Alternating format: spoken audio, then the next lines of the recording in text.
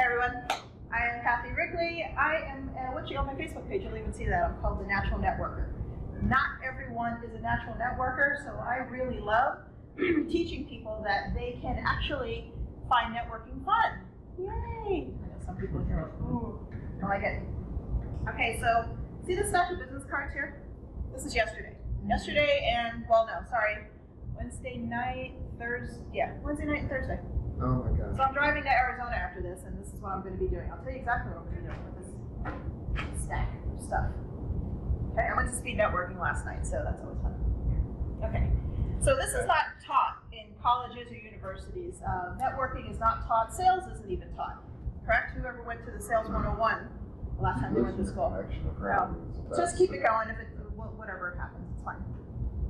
So, so most people, when they get the face-to-face opportunity with someone, they use it as a selling opportunity instead of as a relationship opportunity. It's just all of a sudden we just have sales Tourette's, and you just can't help yourself. As soon as somebody says, "What do?" you're giving them the whole company history and trying to sell them something. Okay, so how many of you here have ever gone to a networking event or a mixer looking to buy something? So how many have ever gone looking to sell something, hoping somebody would buy something from you? Yay! See, that's what happens. So we're all going to a place where we're going to sell something where nobody's looking to buy anything. That doesn't make a lot of sense. So what I'm going to share with you is something I've learned actually from Dr. Ivan Misner, from the founder of BNI. And there's a great live video on my Facebook page. But one of the things I really had to share with you is what I learned. It's called the 24/7 Success Network, 24/7/30, so 24/7/30 networking tips. So this is what I do. So the first point of contact within 24 hours when I meet you, you want to touch them. You want to send them a text. You want to give them a phone call. Nobody answers their phone anyway, so it's probably going to be a voicemail. So you just leave a voicemail. Just say, hey, it was great meeting you last night at the XYZ event. Just wanted to say hey, and let's set up a time to have a coffee or something like that. Not everybody's going to respond to you, not everybody's going to call you back, but you've made that initial touch. They remembered you now from last night. Now, how many people do you think do this? Have you ever done this? Yeah, there you go. It's a good thing to do. Okay. And remember, you're not there to sell them anything. You're not going to have an offer or an opportunity or, hey, do you need help with this? And if you ever need, please send me a referral. They don't even know you yet. So you don't want to go and throw up all over them like that. So I'm going to hold this up. Okay, so within 7 days, what you want to do is you want to connect with them on social media. Meaning, you want to connect with them where they are, not where you are. And I had to learn that because I'm a big Facebook person. Not everybody's on Facebook, like Peter, but he might be on LinkedIn or Twitter or whatever else there may be. So that means if I really want to connect with Peter, I need to go and be active with him on LinkedIn. Not to sell, not to offer, just to keep in touch, maybe see what he's talking about, maybe try and offer a valuable comment here and there. I do that a lot on Facebook. That's how I've met a lot of people on Facebook, because I get into wherever they are. I find chats or just not. So, and just offer a comment that is valuable to their chat. Nothing about yourself, but just something, offer something to them. And again, no selling. No offering, no pitching, no giving you an offer, asking for referrals, or anything like that. It's so important, and the reason I keep repeating that is because it's just, we automatically do that. And it takes a little, a little mindset, a little practice, a little, making it a habit. The more interested you are in someone else's success or someone else's to someone else, the more interesting you will be to them. So you want to become like a professional question asker, okay? And what's the last thing I had in here? Oh, okay, then in 30 days. So you got your 24, you got your 7. So in 30 days, you want to reach out to them. Just give them a phone call or send them another, you can send a greeting card. Actually, I was going to say that for the first 24 hours. You can actually drop a greeting card in the mail. You can do it any way you want. You know how I do it. You can do it any way you want. That's always fine because it's old school and no one does that. Again, stand apart from everyone else. So in 30 days, you can reach out. You can send another card. You can give them a call, and you just want to say, hey, it was great meeting you last month. I'd love to actually set an appointment on the calendar to sit down and have coffee with you to learn more about you and see, how I can help you, and, maybe you can get to know a little bit more about me. Again, that's the beginning of your relationship. And don't take that as an opportunity to sell them again. Like I said, you're not selling at all. Because the more you ask about them, what's the natural order of things? They're going to ask about you. So that will come. So don't go seeking for that home run hitter. Just let them appear in the natural order of things. Just be generally interested. And I love this part. Instead of being a hunter, so if you're going out there hunting for the business, what's going to happen is you're going to eat what you kill that day. Okay? Become a farmer. So when you're farming, you're actually building relationships, they're going to refer you, and you're building longevity in your business. So instead of being a hunter, be a farmer. Now, a couple really fun things that I do with this, like I said, I'll be sending them a text. I'll just go through the whole list. Like I said, not everyone's going to reply. And don't get all tore up about it, just reply to the ones back that reply to you. A couple fun things I've learned. All right, anybody get magazines delivered to them anymore? Anybody ever get magazines? The kids, they used to come to the door, knock on the door, and hey, you want to buy magazines? I usually subscribe to something, not because I want the magazine, but let's say an ideal client of mine is a realtor that loves, I don't know, piranha fishing or something. I will go and probably subscribe just to help a kid out and just get, fishing and hunting magazine. Randomly, and I have done this, I will just cut out some article, I have no idea what it is, but it has something to do with fishing. And I know, Alberto loves fishing, and I really want to get a relationship going with Alberto. I'll just literally cut the article out, slap it in an envelope, and throw it in the mail and say, hey, I was thinking about you, I know you love fishing, maybe you might like this. Don't have any idea what the article's about, it's got fishing on it. Just random things like that. It may sound silly, but again, who does that? You will definitely stand, anything on here? No more notes. You'll definitely stand apart. Questions for me. Tell me what's your follow-up strategy? Most people will take these home, put them next to their computer, enter them in the database, and send out a splash email to everybody saying, hey, I'm this, I sell this, I do this, how can I help you? Yes, sir. Would I be right if You're always right. What's up? Would I be right if I thought that what you were telling us to do is to still in the end be a seller, but doing it so naturally instead of the not natural way that people don't know that's what happened? Exactly. They're going to come to you with the interest if the interest is there. We're never going to formulate, and make somebody be interested.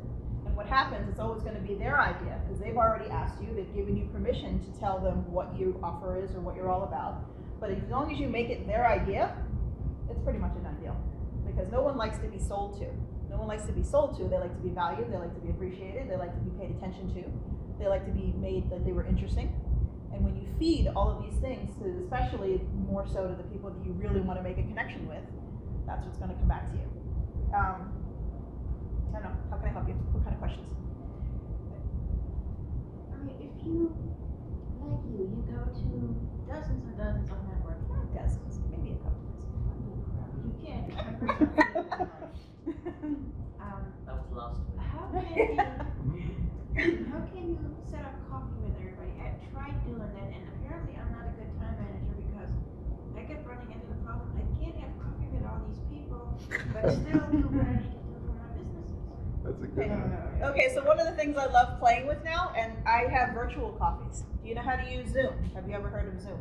Heard of it. ZOOM.us. Okay, ZOOM.us.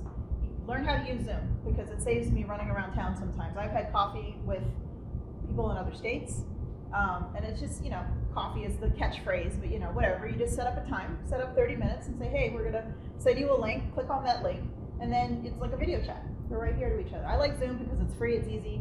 If it's only one-to-one, you have unlimited time. If it's between two other people, for the free account, I think you have 45 minutes, and then after that, it's a monthly fee if you want more people on there to chat. But if it's just you and I was on there for 3 hours one time with somebody, but it was a friend, so. But yeah, do it virtually if you have to. But at least you know that you're actually, this person will know that you're actually making an effort, that you really want to sit and meet with them face to face. There's nothing replaces that. There's so many ways to reach out now. You have your texting, you have your email, but there's no personal. There's no, eye to eye contact and so they can actually feel what you're all about. So in terms of networking, that's what I do. I gather the business cards. Everybody gets a text message. Well, okay, I'm not perfect. I'm not 100%, but that's what I practice to do and to complete that task every day.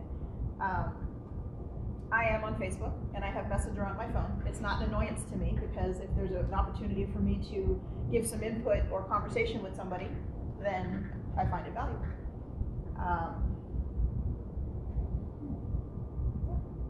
So I do like to network. I mean, I could probably, I have enough warm leads to last me the next 50 years, and I wouldn't have to leave my house. But what fun would that be? I know some people just aspire to stay home all the time, and it's like, my husband wishes I was home more maybe, but yes. Are you ever intimidated by somebody you want to network with? Never. That's just a personality thing, or is it a mental thing? What is it? Let's say everybody takes their clothes off and goes to bed the same time, the same way, you know what I mean? It's like, some take more off than others, you know what it is. I mean, as long as I come to you, I mean, you're a high-profile attorney, or a high-end attorney, in my opinion, anyway.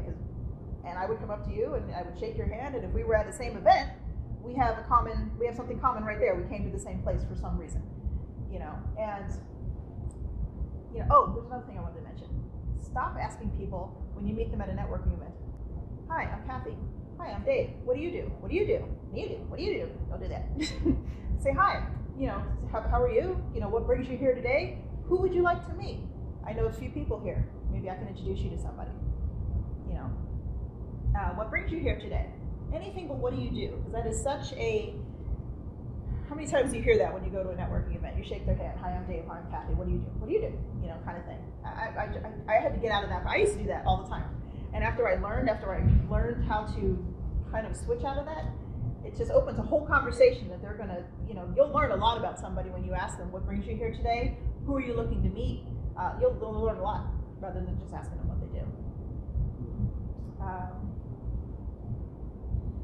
What else can I share with you? It's like a master networking class. Everybody's like, looking at me like Do you ever get a sense when it's time to break it off? And if so, when can you sense it's time to break it off and go see someone else? There are 3 words that I've learned that have helped me countless times. So let's say you're in front of Mr. Puke my business all over you guy, or whatever. There's a conversation that you don't want to be a part of anymore. You're ready to move on.